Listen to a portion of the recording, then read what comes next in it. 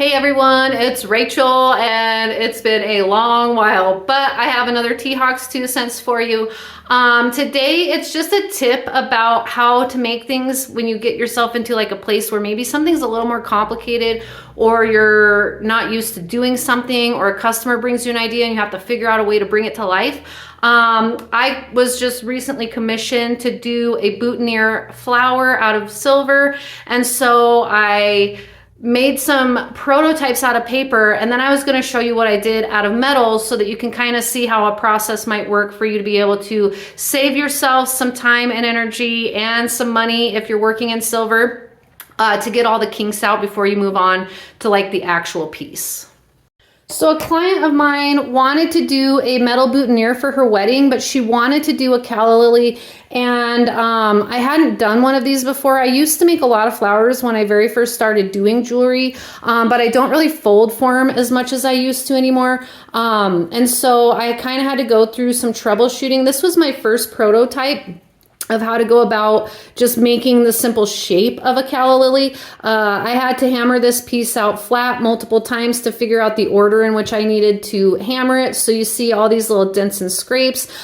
These are something that you wouldn't want on your like finished piece. And so it's always nice to start with copper or something that's a little bit cheaper, so that you can make these mistakes and figure it out before you start on your actual piece. So I did this as like the first prototype just to figure out how to bend it. And then I refined that prototype into a shape that I wanted more. So on the pieces of paper, I basically cut out a slightly different pattern, and then I formed it a little bit differently. I also added a stamen in the middle, and then here on the bottom you can see I got this part to be a little bit tighter on the second prototype, so I got the wrapping on the bottom to be a little bit tighter on the second prototype. So by doing this out of copper, I only used a couple of dollars doing a couple prototypes and some time, but I saved myself a lot of waste as far as silver goes. So I saved myself a lot of money in material. And then this is the finished piece where I was able to actually get all the texture that I wanted, and then I was able to shine it up where I wanted to shine it up.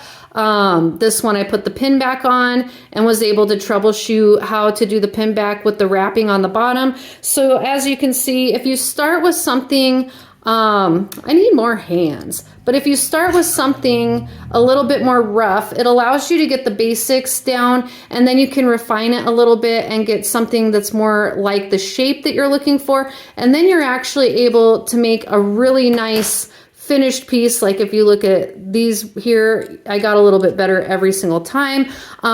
So that is about it. You kind of want to make your materials last, and you also don't want to use, like, you don't want to waste a lot. And with silver being close to $80 an ounce right now, that's just not something that you want to spend money on redoing 3 times.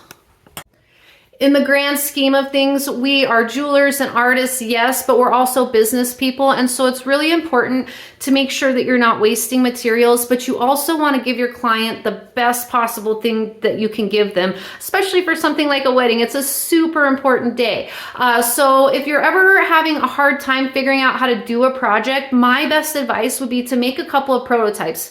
Figure it out in a cheaper metal or cheaper materials. Use paper, use copper, use brass, use bronze, use other materials instead of your silver and your gold until you get to that place where you know what you want to do. And then once you get into the silver, there's less mistakes, less cleanup, and you're going to waste a lot less metal and a lot less money.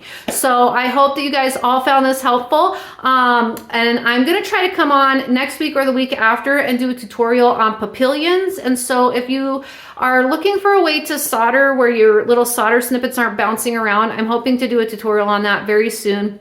But other than that, I hope that you guys all have a great week, and I will see you on the next T-Hawks 2 cents.